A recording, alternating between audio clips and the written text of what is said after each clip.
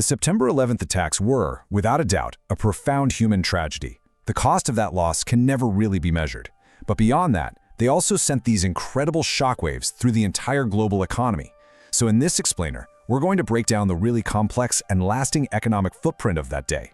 So let's start with a big question, one a lot of people think they already know the answer to. Did the 9/11 attacks cause a recession?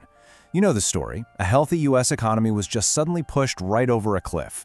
But was it really that simple? Well, the reality is a little more nuanced than the common narrative would have you believe. When you look at the economic data, it shows that 9/11 didn't so much cause a downturn as it acted like a crisis catalyst. Basically, it took an already fragile situation and made it exponentially worse. In fact, if you look back at data from the Congressional Research Service, the US economy was already shrinking. I mean, we're talking about its third straight quarter of contraction. Unemployment was already on the rise, and growth had stalled out for months before the attacks. This context, it's absolutely crucial for understanding what happened next. Okay, so with that context in mind, the immediate aftermath was still just completely unprecedented. The attacks didn't just hit New York and Washington. They triggered this global economic paralysis that unfolded in a matter of hours. So on September 11th, US markets and airspace were completely frozen. By the 12th, the panic had gone global. You saw London's market fall over 5%, Germany's over 8%, and the New York Stock Exchange? It wouldn't reopen for nearly a week, which was its longest shutdown since the start of World War I. This was a true, full-blown global financial emergency. And to stop a complete meltdown, the US Federal Reserve stepped in with a just overwhelming force. It injected a staggering $100 billion a day in liquidity, essentially pumping emergency cash into the system to make sure banks could keep operating. Foreign central banks even coordinated to support the dollar, which is a really clear sign of just how interconnected the global financial system had become. So, while they managed to contain that immediate financial panic, the damage to specific, really critical industries was just beginning to bubble to the surface. Let's take a closer look at the sectors that were pushed right to the brink. For the insurance industry, this was a cataclysm. $40 billion. At the time, that was more than 1.5 times the cost of the biggest disaster they'd ever seen, which was Hurricane Andrew. And the losses, they came from every direction you can imagine.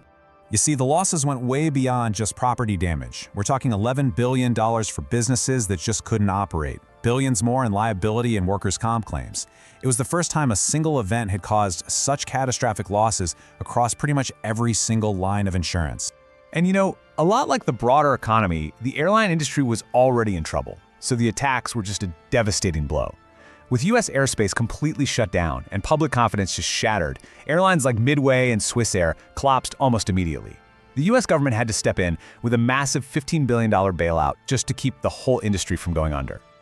And that crisis in the airline industry, it had a direct, devastating impact on tourism.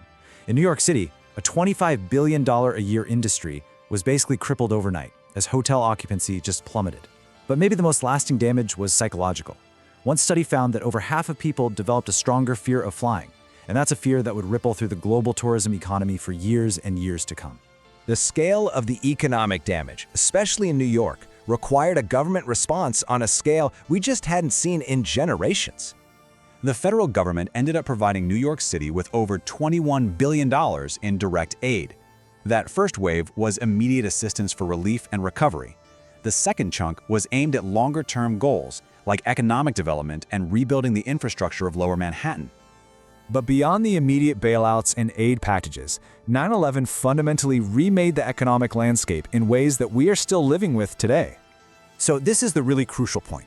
Money, resources, and innovation that would have gone into making things faster, cheaper, and better were now diverted. They were reallocated to making things safer and more secure. And that shift has had this profound, long-term impact on productivity growth all over the world. Let's just look at the sheer scale of this reallocation in hard numbers. In the year right after the attacks, the direct hit to New York City's economy alone, its gross city product, was estimated to be over $27 billion. I mean, that is a staggering loss of economic output for just a single city. Now, let's zoom out to the national level. In the years that followed, U.S. federal spending on homeland security and the fight against terrorism increased by an estimated $2 trillion. That's just an immense shift in national priorities. And get this, Even that massive figure doesn't include the cost of the wars that followed in Afghanistan and Iraq, for which the attacks were a cited rationale. By some estimates, the cost of those conflicts has surpassed a staggering $6 trillion.